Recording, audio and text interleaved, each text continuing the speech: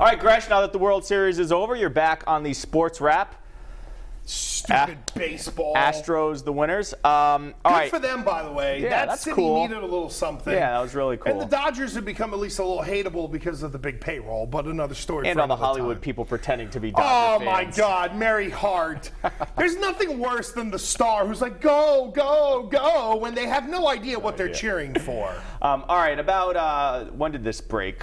When did Garoppolo break? Well, it happened so late 3 Monday days night. later. Yep.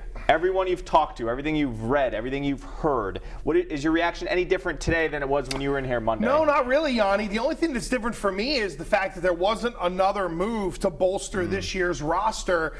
And I was thinking about it today. You'll probably get Malcolm Brown back. You're going to get Shea McClellan back. Rowe practiced on yesterday, and Gilmore looks like he's going to return. So there are 4 defensive guys that are going to come back right there. So maybe they didn't feel the need, and maybe there wasn't a market out there that would have worked for them. I mean, Jay Ajayi from the Dolphins with bad knees gets traded for a 4th-round pick. If you're going to get anything of substance, you're talking about taking one of your running backs and probably like a 3rd-rounder.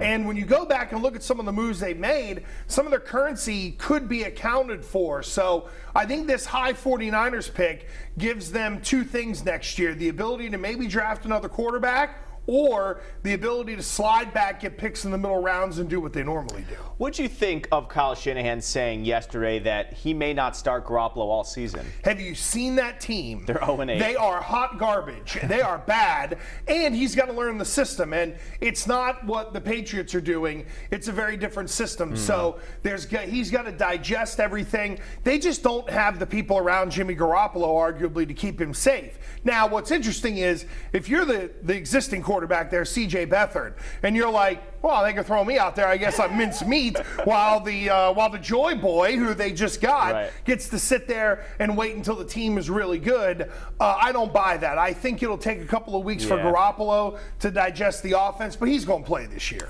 All right, we talked about this the other night. Something I'm fascinated about is the Patriots' future with Tom Brady. Do they draft someone this year? What is Bill Belichick, now that he's back at the drawing board, what is the blueprint for the next 3-4 years? I think it's what it's always been, and whether it's Kevin O'Connell or Matt Castle, they're going to bring in a quarterback, and I think, look, this could be a bumper crop of quarterbacks coming out in this year's draft. Now, here's the other thing to remember, is that these quarterbacks are much more advanced than they used to be even just a couple of years ago. When you look at where the game was when they got Garoppolo in college compared to what it is now, these kids are coming into the league with a much different skill set. It's finding the guy who has the right mentality, finding the guy who is willing to be the backup, and finding a guy who's going to work hard while not getting reps to get better. That's the real hard part of it. Like, why is Brian Hoyer the backup quarterback? Hoyer's the backup quarterback because he knows the role, he knows how to deal with Brady, he understands the offense, but he understands what being a backup means. You're a sounding board. Don't they have to draft Brady's successor this year or next year? Well, I mean, unless you're going to put a square peg in a round hole, I think they're going to try to, but there's no guarantee that either the guy they want is going to fall to them or that they find that guy in the draft. Like, we can say willy-nilly go draft a quarterback. Well, because they drafted him, that must mean he's X, Y, or Z. That's not necessarily the case. You still got to prove it in ways, in practice, that Belichick sees, not us rubes. All right, last question. Looking ahead to the second half of the season, is this Patriots team good enough to repeat?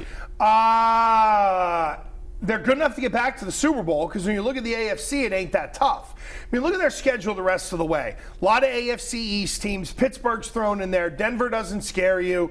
The travel gets wonky, so that's what makes it tough. There's a 3 game stretch that's pretty tough. They're playing 5 of 6 on the road coming out of the break, and one of those is in Mexico City. So it's more the circumstances than the teams. But, yes, they can get back there. Who they go against in the NFC remains to be seen. That's the matchup we can't predict. But relative to the teams in the AFC, they're good enough to beat them, but they still got to play really well to do it. All right, Andy Gresh joining us on the Sports Wrap. We will see you Sunday morning on New England Nation on the bye week, and also that night on the Patriots Wrap. Much more from this edition of the Sports Wrap coming up right after this.